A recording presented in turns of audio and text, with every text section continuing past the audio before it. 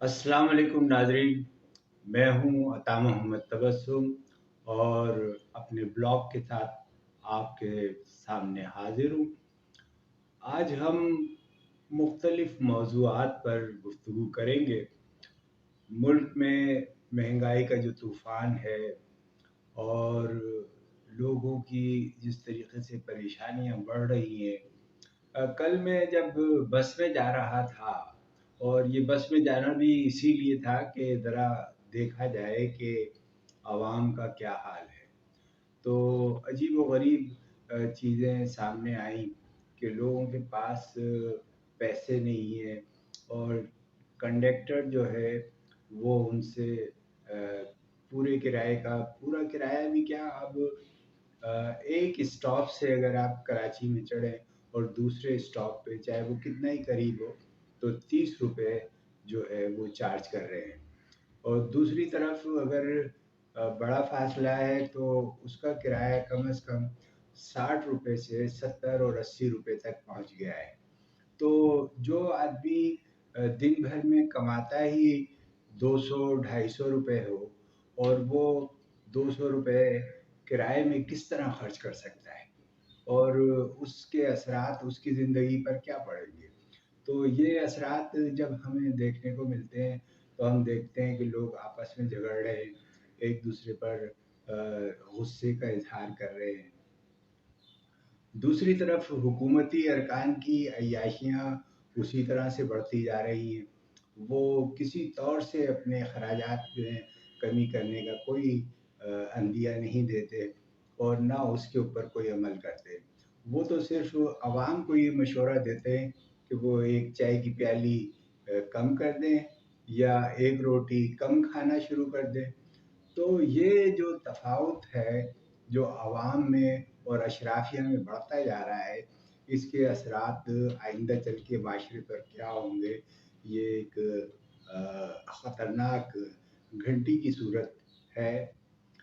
अब जश्न मनाया जा रहा है फिटैफ। फिटैफ में जो कामयाबी हुई है, अभी तक पाकिस्तान को ग्रे लिस्ट से नहीं निकाला गया है, लेकिन उसके बावजूद हुकूमती हल्के और मुखालफिन जो साबका हुकूमत है, वो सब जश्न मना रहे हैं कि हमारी बड़ी कामयाबी है कि हमने जो है फिटैफ से निकल गए हैं, और पाकिस्तान ग्रे लिस्ट से निकल गया है। और एक दूसरे को क्रेडिट्स देने और लेने का इल्ज़ामात भी लग रहे हैं। और दूसरी तरफ पीपल्स पार्टी का ये आलम है कि आसिफ जरदारी साहब फरमा रहे हैं कि आइंदा हुकूमत पीपल्स पार्टी की होगी और हम पूरा शेयर लेंगे। तो इनका जो एक एजेंडा जो साफ नज़र आता है, वो आने वाली हुकूमत और आने वाला इलेक्शन है। उन्हें अवाम के मसाइल से और चीज़ों से कोई दिलचस्पी नहीं है।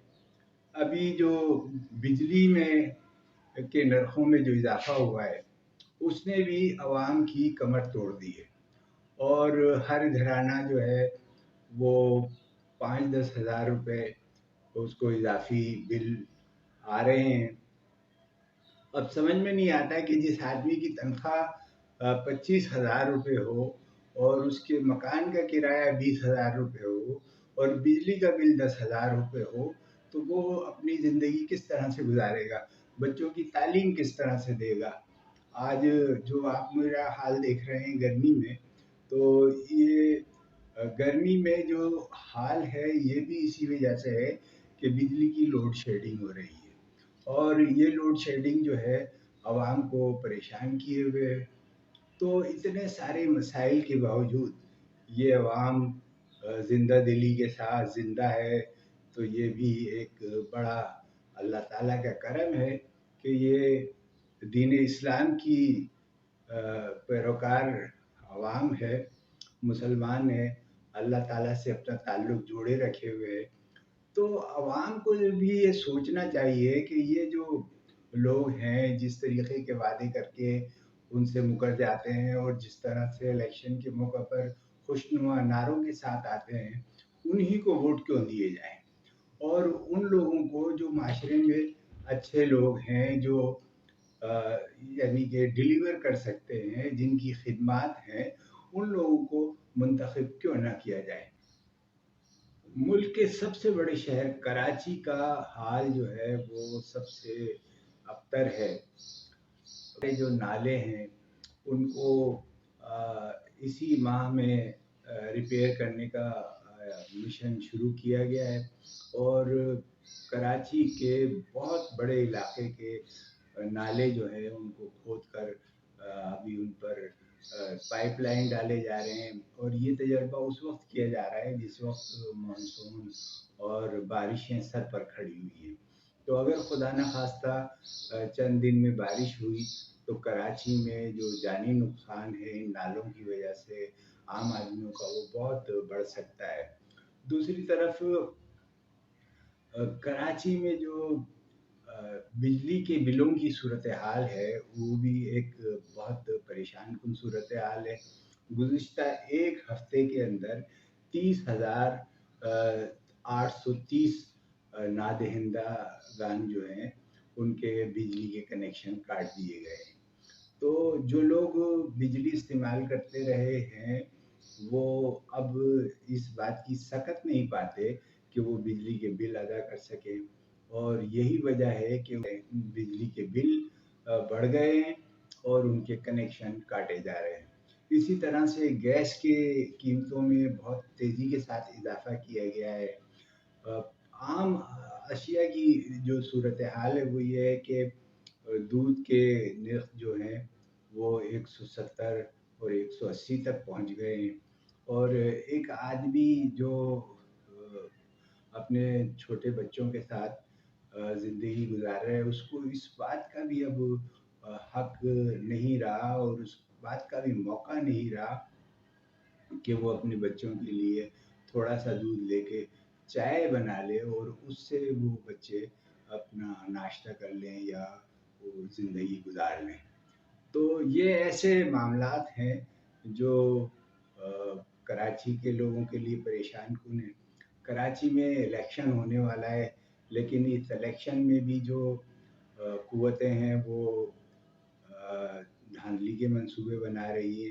कराची के मुख्तलिफ टाउन्स को इस तरीके से काट दिया गया है कि उनमें अब किसी बड़ी सियासी जमात जो है उसको अक्सरियत मिलने का मौका शायद न मिले।